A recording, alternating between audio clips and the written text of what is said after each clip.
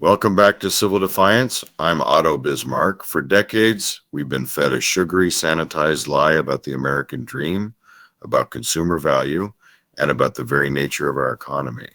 We've been told we live in the land of the free, where the market is fair and competition reigns supreme.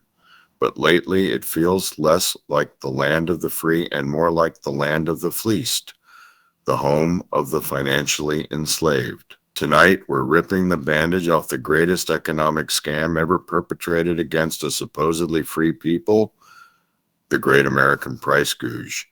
This isn't just about high prices.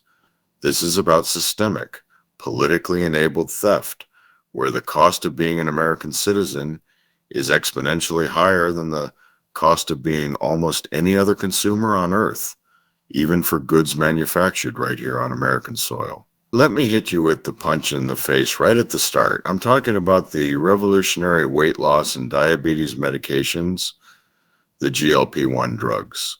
The same medication, the same pen, manufactured in the same sterile, climate-controlled U.S. factory is exported to Canada and sold for $500 or less. But when that identical product is sold here to you, the American who paid for the research and the infrastructure, the price skyrockets to $1,300, sometimes even higher. 5, maybe 6 times the price. How do you justify that? You don't. You only accept it if you've been conditioned, if you've been brainwashed into believing that high price equals quality. And if you have a political class, the Uni-Party, that is actively enabling the corporate cronies who are picking your pocket. This is not capitalism. This is not competition. This is a system designed to extract maximum profit from the American middle class at the expense of screwing your neighbor and your fellow citizen. And it's time to get angry. We need to dive deeper into this international financial betrayal. The pharmaceutical industry is the most egregious, but it's not the only one. How is it that an American-made car can be sold cheaper in Germany with all the associated export, shipping, and tariff costs than it is in Detroit, the heart of American manufacturing? How is it that U.S. developed software subscriptions, electronics, and even certain designer clothing brands are routinely discounted in Asian or European markets, while we pay the premium, the American tax? This phenomenon is called geo-pricing, and it's nothing less than a Uni-Party approved protection racket. It shields corporations from domestic competition, ensuring they can charge whatever the market will bear, not what the product is worth. They argue that the U.S. market has a higher tolerance for price, that Americans are conditioned to accept being gouged because we have a higher median income, or perhaps because we have less consumer protection.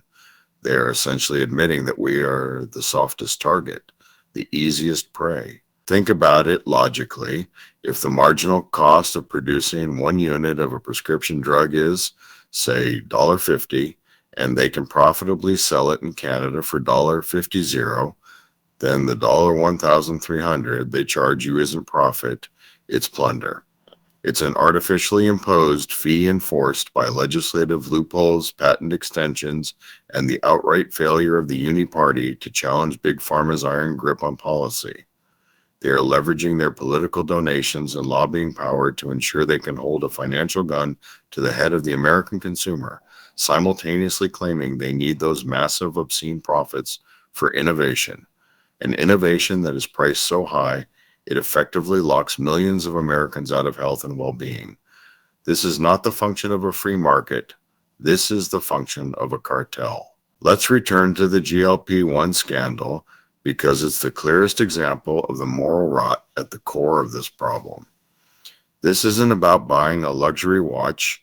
This is about buying health, mobility, and, in some cases, life itself. The fact that the same manufacturer exports the same drug and a neighboring country, Canada, can acquire it for a fraction of the price proves beyond any reasonable doubt that the high cost here is arbitrary, predatory, and indefensible. Why does this happen? Because the Uni-Party has consistently blocked any meaningful legislation that would allow Medicare to negotiate drug prices. This is a massive systemic subsidy, a government mandated blank check written by the sick and financially vulnerable to the shareholders of pharmaceutical companies. Every politician who stands in the way of drug price negotiation is complicit in this financial treason against the American people. They ensure that Big Pharma can hold a gun to the American consumer's head while simultaneously claiming they need those massive profits for innovation, an innovation that's priced us out of basic health. We need to demand an end to patent abuse and demand a change in law that values American lives over corporate quarterly reports.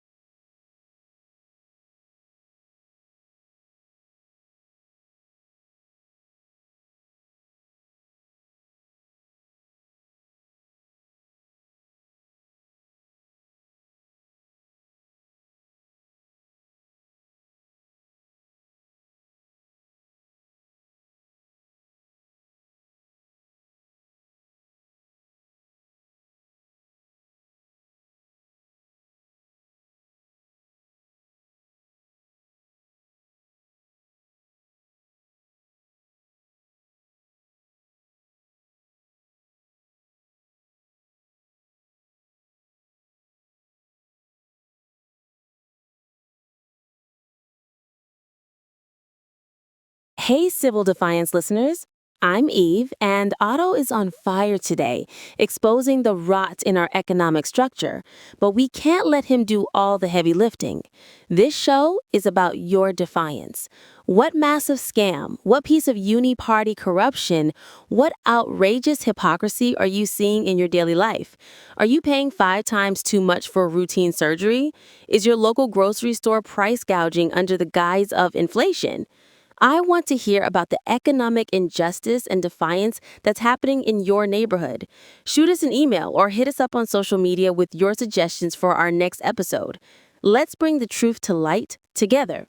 Now back to Otto. We've talked about life saving medication, but let's pivot to the world of the non essential, the world of luxury, where the deception is just as blatant, if perhaps less deadly. Let's talk about the Prada purse, the $1,000 price tag, the air of exclusivity, the implied quality superiority derived solely from the brand name, and the assumption that it was crafted in some beautiful European atelier. Then something interesting happened a few years ago. The Trump tariff failures, the supply chain scrutiny, and the general exposure of international manufacturing shone a bright, ugly light on the truth. That same $1,000 purse and countless other items from high-end labels was manufactured in China, Vietnam, or another low-cost country for a price that often hovers around 1% of the final retail price, maybe a manufacturing cost of $15. That, ladies and gentlemen, is a nearly 6,600% markup, and the only thing driving that markup is a psychological trick. The Uni-Party and their corporate enablers want us to believe this is high-end quality, not high-end corporate theft. We have been systematically brainwashed into believing that the price tag is the quality certificate.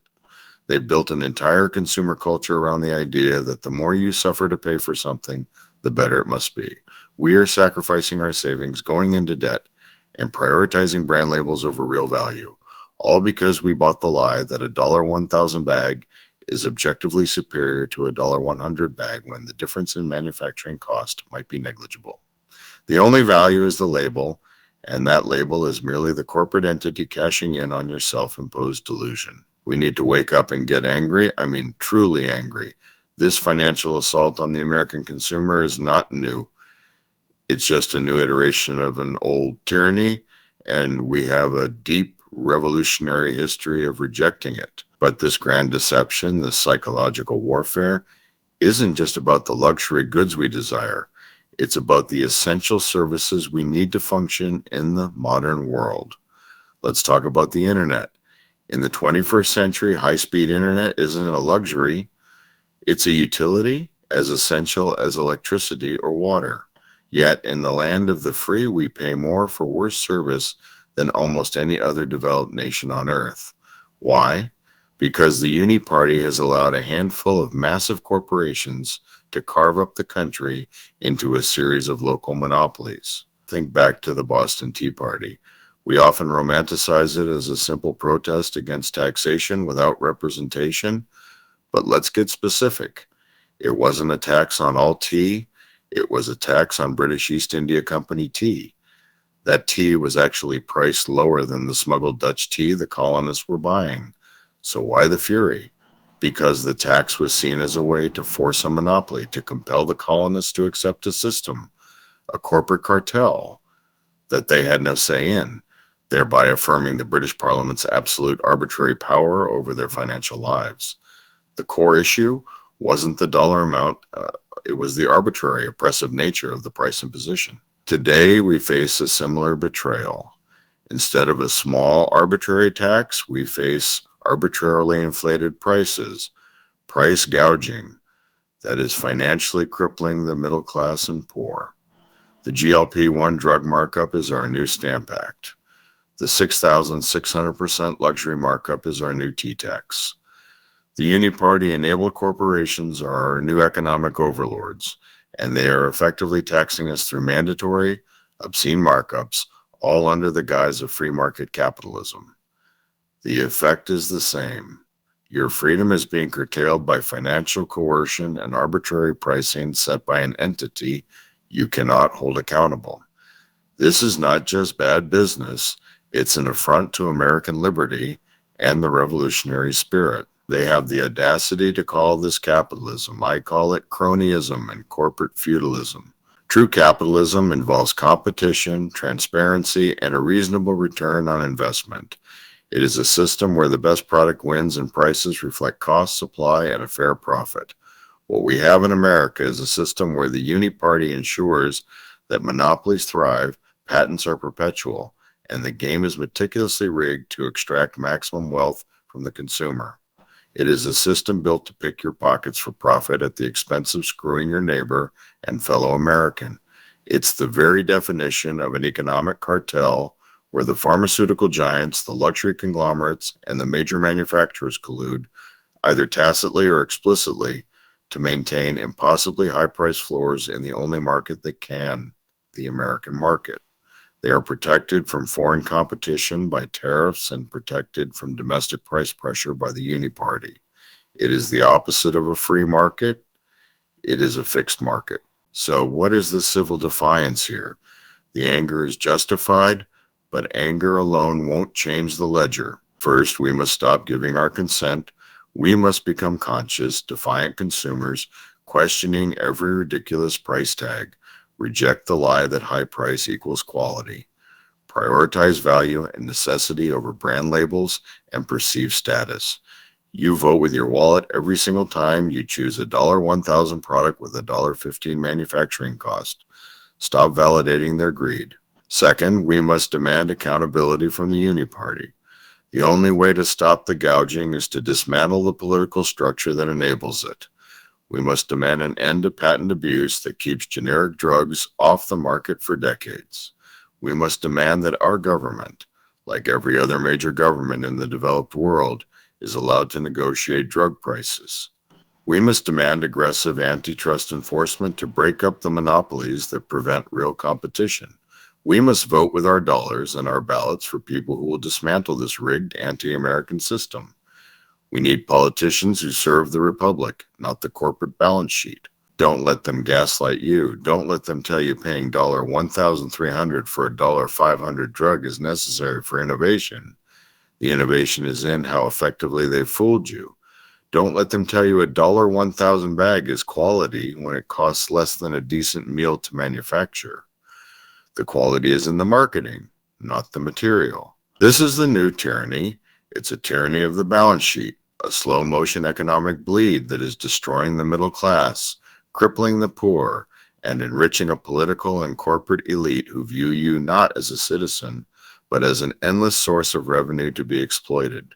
We've been docile long enough.